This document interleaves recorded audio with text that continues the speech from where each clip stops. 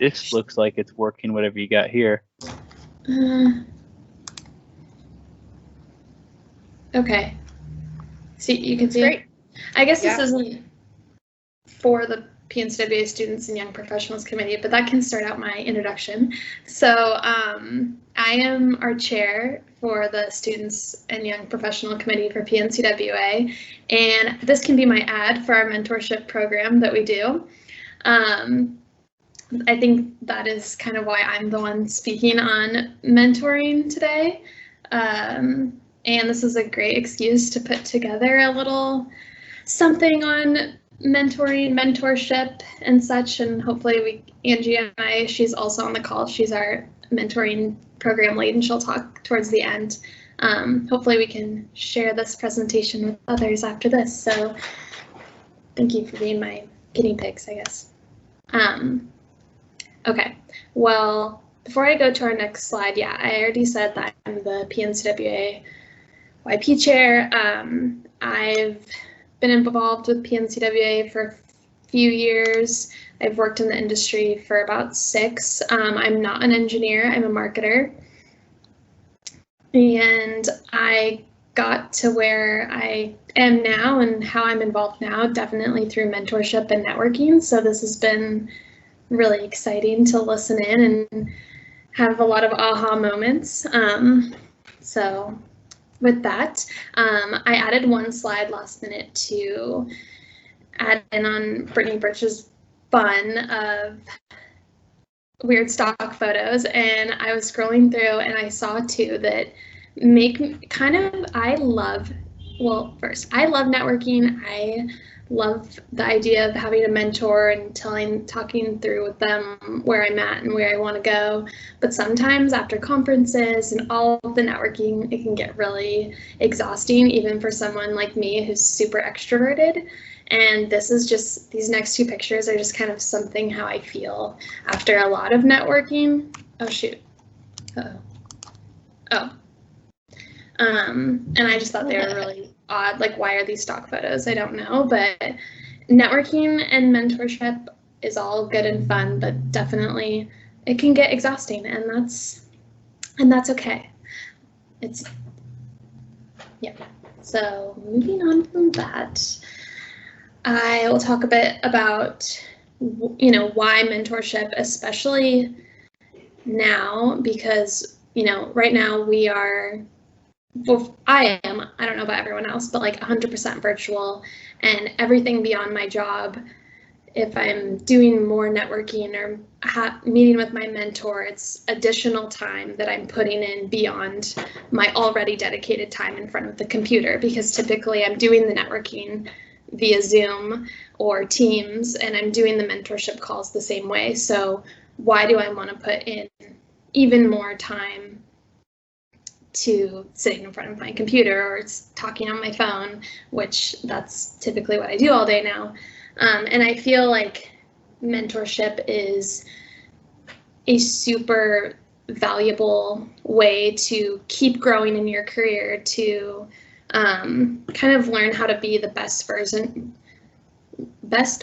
of yourself, but then also like understanding your strengths and areas of improvement.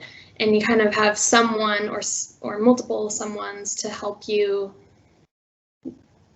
figure out that and like go down that path, figure out what path you want to go down. And like, I think that mentoring is a great topic to follow on to networking, because just like networking, like you don't have to do all these things on your own.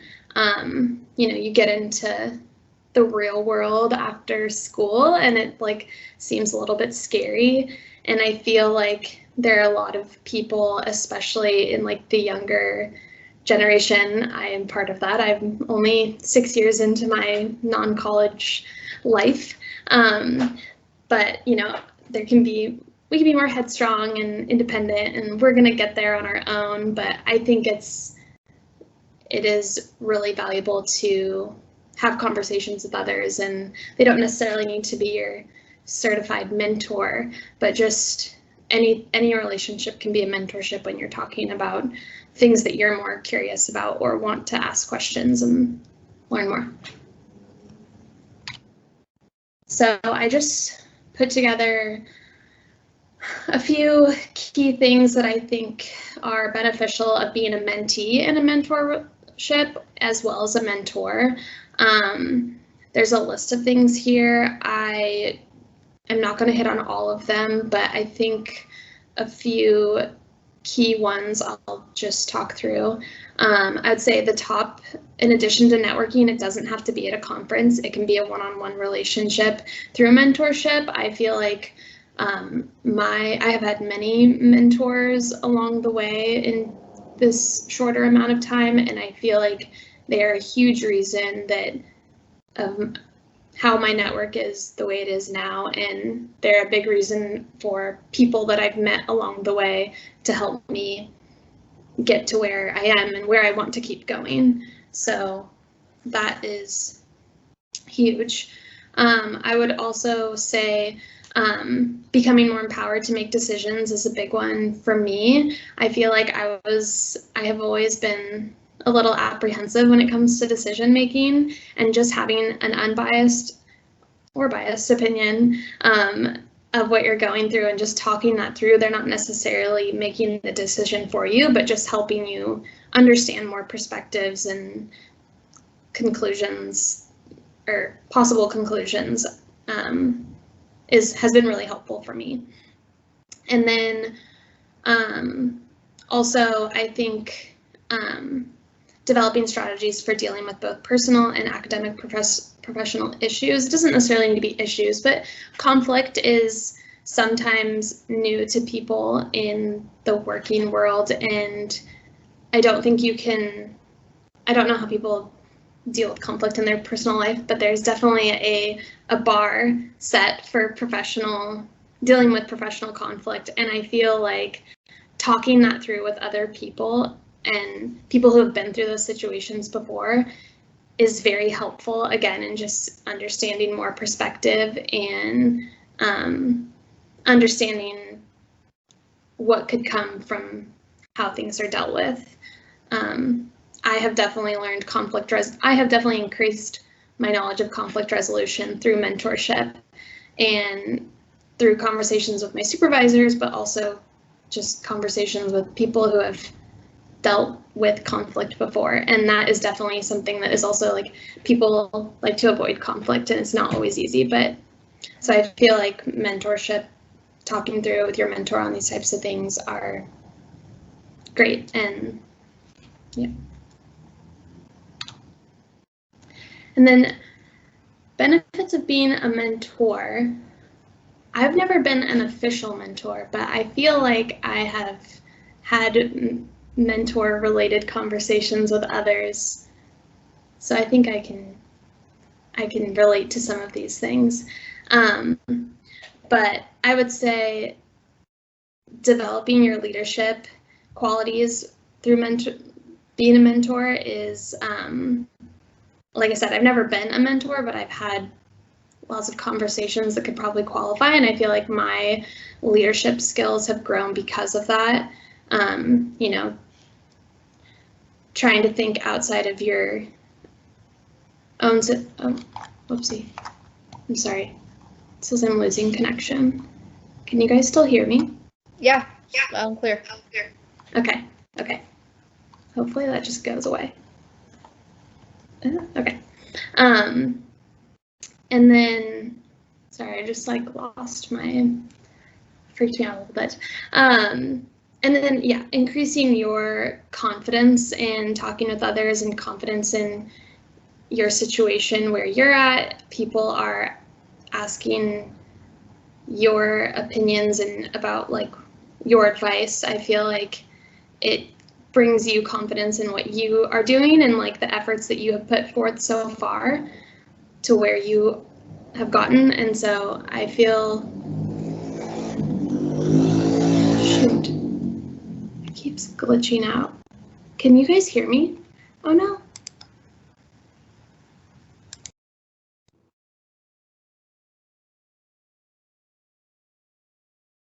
Yeah, Erica, we can hear you just fine, although it looks like it may have froze on your end.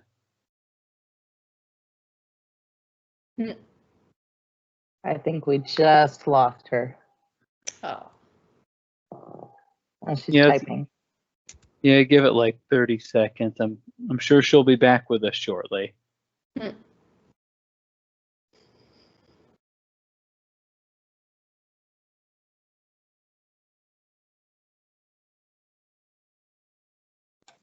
I've been setting up informational interviews for some of for my classmates and some of my classes who are interested, and it's been really fun combination because actually, you know, I always enjoy talking to people about what they do, but I see myself doing that moving forward, like for the rest of my life, because I really enjoy getting people together and the questions other people bring. It's been fun.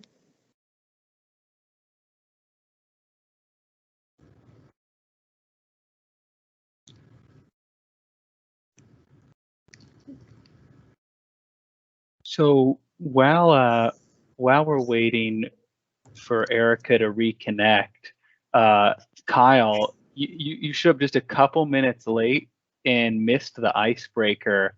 So I'd love to hear from you. The question we asked the group was, you know, what's your name, where do you work, and what's your favorite fare of food to order when you're getting takeout?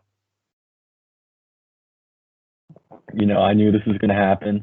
I'm sorry you guys have to hear this through my terrible microphone. So hi guys, I'm Kyle. I'm a mechanical engineering student at Oregon State. I'm a junior standing, and you know, yeah, I don't know. I would say there's this taco truck down the street. I have no idea what it's called, but it's the best tacos I've ever had in my life. And I'd say that place, whatever it's called. I think it's La. I don't want to butcher this. Don't want to try. But it's a really great taco cart. That's my answer. That's a great answer. Thank you. I don't know what Hey, happened. Erica. Hey, Erica, you lost connection, and so we Yeah. quickly had Kyle run down what his favorite what his favorite takeout fare was. Okay, cool. Sorry about that. I don't really know what happened, but once you guys started to all go a little bit fuzzy, I started to panic. I don't know if you could tell, but I was like, this is not good. And then it just kicked me off entirely. So I'm back, and let me try and refocus and pull that back up. So thanks for keeping the show going. Let's hope it doesn't happen again. That was odd. Okay. Okay.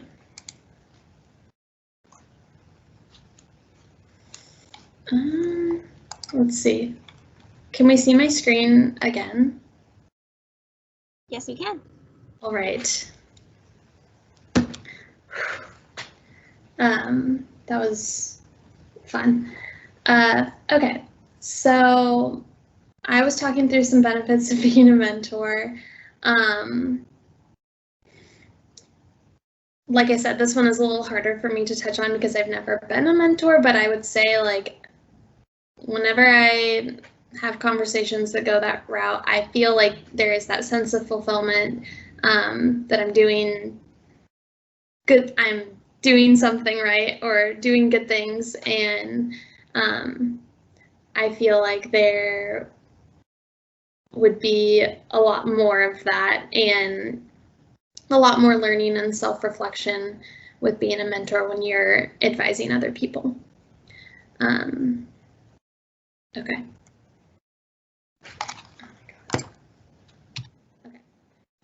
So you may ask, how can I get a mentor? And I will add one more plug here for our mentoring program that we have started with PNCWA, the YP committee, which Angie will talk on towards the end of this presentation. For those of you who are familiar with PNCWA, you may or may not also be aware of WEF, which is the PNCWA is an MA of WEF and Water Environment Federation, and they also have a mentoring program through their YP committee as well, and I believe they just started it this year. And if you are curious to know more on that, please reach out. I would be happy to send you many resources and information that I have received from that committee. I would also say that professors or like, I don't know if any of you are part of clubs or extracurriculars, but advisors for those, family members, friends of parents, I feel like are all, or sorry, yeah, friends of parents or parents' friends are all suitable mentors, especially if they are in a similar field that you're interested, or even if they're not. I think mentorship can come from many walks of life, and it doesn't necessarily have to be in your profession. I think as long as they are a professional, there's lots of things that we can learn as younger professionals from mentors. I know that I have had an array of mentors, and actually a majority of them have not been in my line of work. And I think that's probably because I'm a marketer working in the water industry. And so I definitely receive mentorship from more technical people so that I can learn more in that. Since I didn't go to school for that, it's been a lot more helpful. But yes, lots of options there. And then I thought I would spend a few minutes talking about my mentoring journey, and hopefully can give you some ideas on your next mentor. I would say that I probably got my first mentor, or not, it wasn't an official mentor situation. I don't know when my first one was, but I think ones that made bigger impacts definitely started in college. And I was a part of a lot of extra, I think I have another stuff. Yeah, I was part of a lot of extracurriculars. I was in sales club.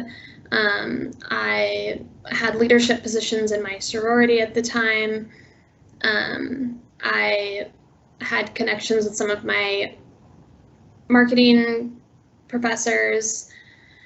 One of my best mentors to this day is one of my best friend's moms. She's like a VP of marketing for an energy company, and she has given me lots of great advice since my freshman year of college on how to best support a marketing career in not necessarily a marketing industry. So that has been really helpful. I would say that when I was in sales club in college, I leaned heavily on my resources there, and there are mentors that I have that I met through that club that I still talk to today and still update them on where I'm at and have conversations of their perspective on what I do now. And they have no idea what goes on in the water industry, but they still offer sound advice. And then some of my recent mentors that have been very grateful for are definitely within the PNCWA and WEF community. I've definitely always been someone who wants to be more involved. I've stuck with leadership since when I was very much younger, probably middle school. But finding those mentors that have helped me get, more involved in PNCWA, but also I have been involved with WEF-YP events and committees as well, and I would have not gotten to any of those places without connections of networking, but then also mentors connecting me to people that they thought that I should talk with and potentially support. And I would say the same thing for my job today.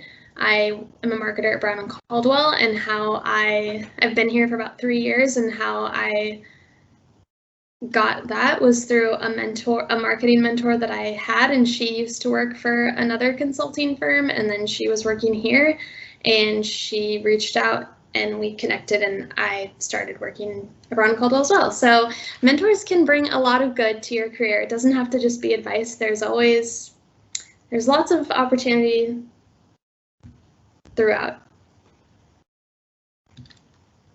And then I'm going to pass it over to Angie to talk about the PNCWA mentoring program. And Angie, I don't know if you want to talk about any of your mentoring experiences, but feel free. Thanks, Erica. Can you all see me and hear me okay? Yes? Okay, great. So I'm Angie, and I'm going to talk about PNCWA's mentoring program, and I'll try to add some of my own mentoring experience in here too as I talk about it. But what the PNCWA mentoring program really is, it's a formal opportunity to develop a relationship and to build communication and trust with an individual or your mentor in a similar industry or who has similar interests to you. And that can really, I mean, similar industry or similar interests, that can really vary. And like Erica was mentioning, you can have mentors from all different walks that have different opinions and different perceptions, and it's all valuable feedback, and it's all relevant opportunities for growth and development. But the PNCWA mentorship program, it's organized and hosted by the Students and Young Professionals Committee, and the program is set up to be self-enrolling. So interested mentors or mentees at the beginning of the program, they fill out an intake survey that will ask some questions about what industry you work in, what are your areas of focus, what are your goals for the program, what are you looking to get out of it, things like that. And then based on all the survey responses that come in, the committee will develop mentoring pairings or mentoring partnerships that the mentee and the mentor can then accept. And once those pairs are set up, we'll host a kickoff call that gives some information about the program, talks about the structure and talks about expectations for how often you would meet and format and things like that. And then we also share examples of different goals you might want to set, or what are some discussion topics that might be a good starting point for some of the meetings. And then after that first kickoff call, kind of on a fairly regular basis, the committee will share some resources throughout the term, different articles or different things that you can look at that can help kind of seed your conversations with your mentor. So those resources are available, but really the program is pretty self-driven in that the mentor and the mentee will set their own meeting schedule, set their own areas of focus, and decide among themselves what they really want to get out of the program and want to emphasize. And I think what I would say about that is, you know, you're really going to get out of the program what you put into it. So it's, you know, an opportunity to develop a relationship that brings mutual benefit.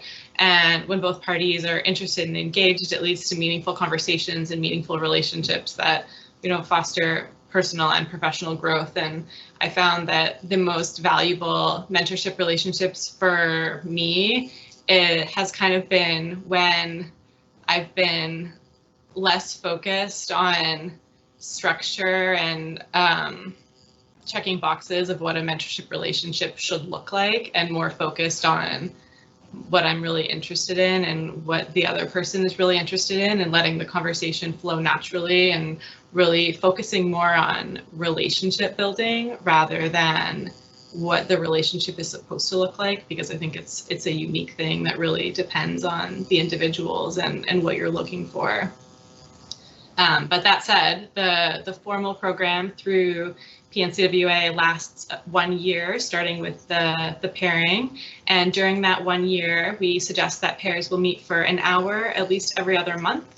And then once the formal program is over, you know, many pairs continue to meet, and it's not typically the kind of relationship that once the formal pair ends, you cut off ties. It's something that, you know, you've really put in time and effort into nurturing and growing. And at the end of the program, a lot of groups will continue to meet together and continue to have meaningful conversations and foster that relationship. But at the end of the formal program, there is an opportunity for everyone who participated to provide feedback and give suggestions on how we can improve the program and stuff like that. So the intake survey for the program, it is open now, and I will add the link to the chat. So if you're interested in participating, you should fill in the intake survey. Or you can reach out to Erica or me with questions or for more information. And we also have a website that has some good resources on it and some more information about the program. So you can take a look there too. And I will add that to the chat as well. Let's see. There we go. And that's kind of the overview of the program. So I'll open it up for questions if anyone has anything that they're interested in learning more about.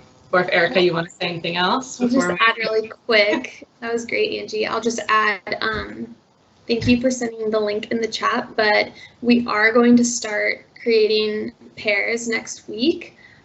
So if you want to get in on that first round, you should fill out that short and quick survey like today maybe, or tomorrow or Sunday or something. But yeah, just wanted to add that too. Thanks, Erica.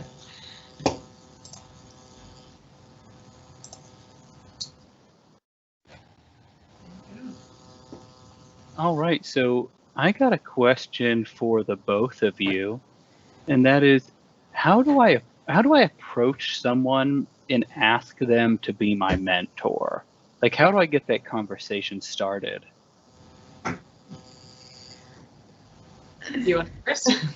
Sure, I can.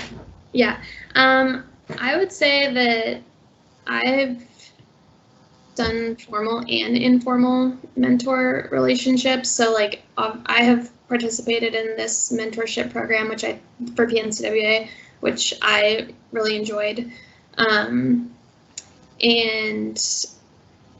so that was easy, obviously, because I filled out the survey and got paired up with someone. But then there's also, I would say that I probably have more informal mentors.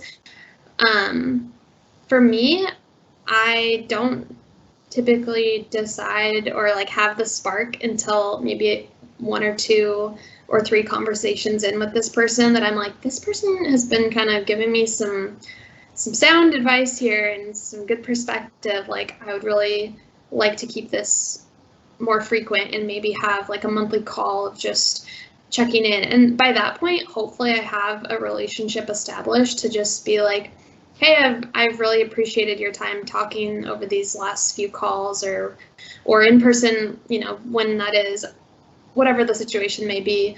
Like, I would really appreciate if we could make this more frequent.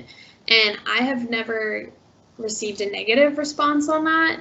I think people are probably flattered if you're asking them to be a mentor. That's how I've done it, and it's gone well. But I've never asked someone like, that's the first thing I say to them is like, hey, I'm looking for a mentor. You kind of line up with what I want. Will you try this out? Usually I build the relationship a little bit first. Yeah, I would agree with that. I think it's, focusing on building the relationship first and then really letting it flow from there. It's almost like a natural progression. But I think too, you know, mentoring relationships can be in a lot of different shapes or forms, and doesn't necessarily have to have the formal label of formal mentor. It can look like a variety of things. And it doesn't necessarily have to be formalized, but I agree that if, you know, you've started to build a relationship, and the mentor has, at least in my experience, has always been really receptive to continuing to develop that relationship and continue having those kinds of conversations. But I think programs like PNCWA's program or other programs are really great places to look if you don't necessarily have a specific person in mind or that relationship that's already started to be built. It's a really great way to find someone with similar interests or similar experience. Yeah, and a great way to build your confidence as a mentee in what you're looking for in a mentor. And it kind of helps you understand how that relationship can be built and developed outside of a program.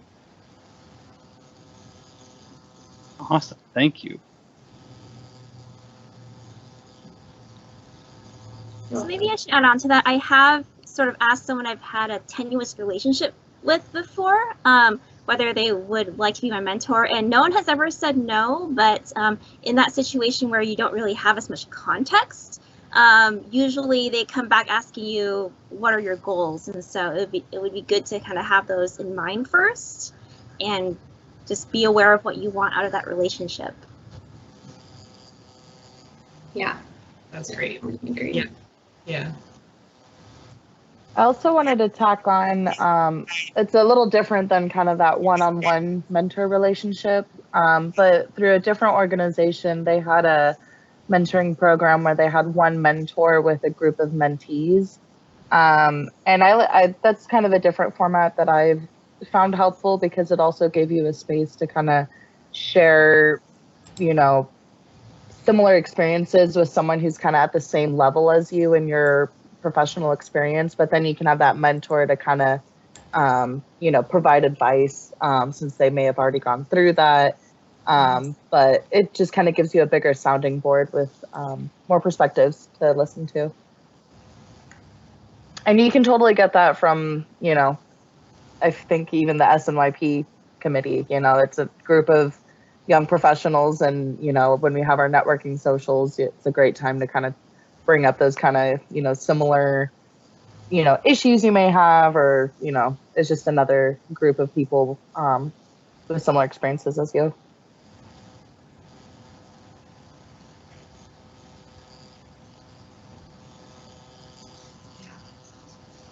For those who have mentored, what have your mentees done that you were like, yes, please?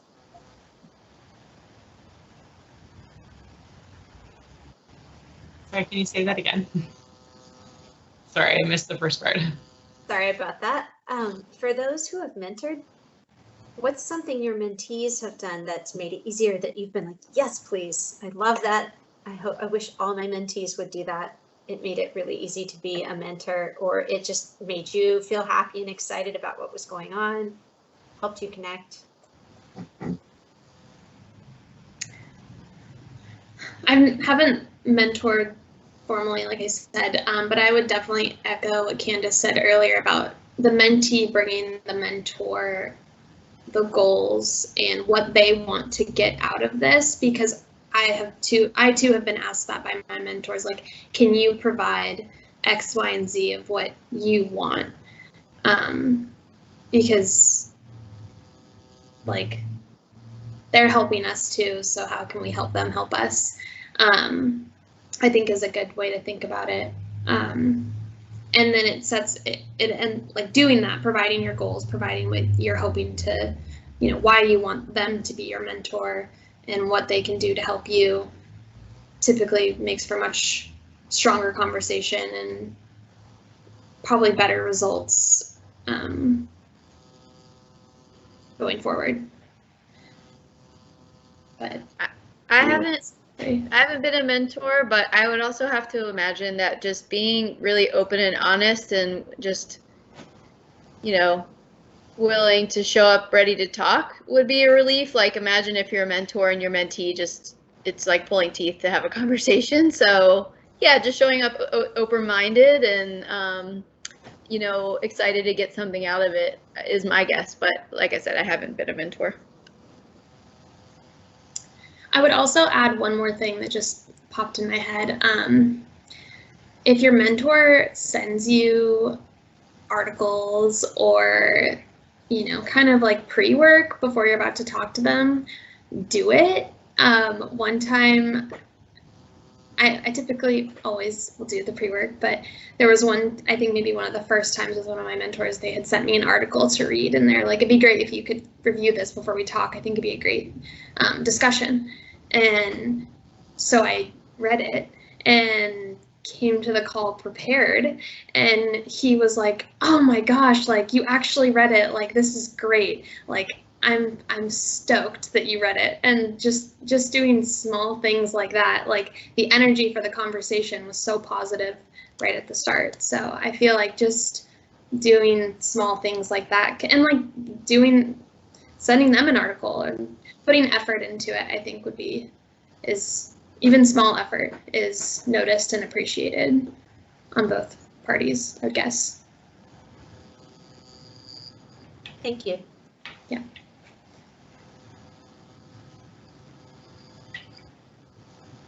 Anyone else? We got time for maybe one, maybe two more questions. I have a quick question, if you guys can understand me. So, as a mentee, what were your personal goals as a mentee, or what was the biggest thing you got out of that relationship? Mm-hmm.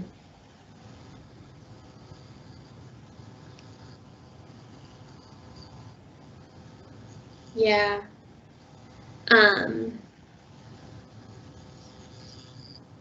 I can take this, or Angie, do you want to start off? I feel like I'm always talking first. You're good. Go ahead. I can jump in.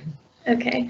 I feel like one of my overall goals that I probably share every single time is just to continue to become aware of my strengths and areas of improvements just through conversation. And I kind of said it at the beginning too, like mentorship is a nice way to have more perspective and to learn to become like the best or a strong version of yourself. And so that is definitely more of like an overarching goal that I share a lot with people who agree to be a mentor for me. Like, maybe I'm talking with, there might be specifics as well, but I feel like at the end of the day, like I am trying to increase the big picture goals too. But I've had mentors that are like I said, more technical. I'm a marketer, and I have not always been super, and I wouldn't say super savvy even now, but I have definitely needed to brush up on my technical understanding, and I've had mentors for that when it comes to like water and wastewater. I work on pursuits where we talk about why we should be designing their wastewater treatment plant. Like, it's really hard to do that when you don't have a base knowledge. And so like I've had mentors specific for that, which has been really helpful. Or if I'm having a mentor to understand more about like sales and like what it means to be increasing like our revenues and things like that, like I will list specifics if I have them. And I can't remember the second part of your question because I was just going on a rant a little bit just now, but I don't know if I answered it. Oh, no, you totally answered it. Thank you so much. All right. Angie? I guess I will add to that I found that my personal experience has been that over time, the goals that I've set for my mentoring relationships have changed. I think kind of the first few mentoring relationships that I had, I had some broader, more like developmental type goals. And over time, I've really started to narrow the focus of what those goals are and really thinking about things that seem very specific, but things that maybe I've been having more of a difficult time with at work. And, I think it can be helpful to talk through specific scenarios with your mentor and not be afraid to get into details. I think for me personally, my mentoring relationships have tended to be more focused on things like interpersonal skills and like building relationships and communication and stuff like that than the technical side. Even though I am an engineer, I feel like I got a lot of technical mentoring informally just on project work. And so building that relationship through a mentoring program, I've really been more focused on how I can grow as a project manager or in working with other people and stuff like that. So maybe when I first started in mentoring relationships, my goals were quite a bit broader, but over time I've narrowed them to really focus on the things that are the most important for me. And then also, you know, what is a good fit for the person that is mentoring you as well? Like what kind of value can they bring? I totally second the like kind of broad goals in the beginning of mentoring, because I'm still kind of early on. I mean, I've only been in the industry for 3 years, so I'm still pretty early on too. And when I like first started mentoring, or when I was involved with that mentorship group, a lot of it for me was just like learning how to navigate the industry and like seeing what's out there and like just navigating the difference between like I just came out of school and how do I survive this like adult world of like working. Like that was kind of my goal at first, and I can see like as time goes on I'll find more, you know, specific things that I'm really looking on. So yeah, that's what I had. Great. Yeah. Thank you, Erica. Thank you, Angie. Excellent presentation. Now might be a perfect time to roll into the final wrap up with Brittany. Cool. Yeah, so I don't really have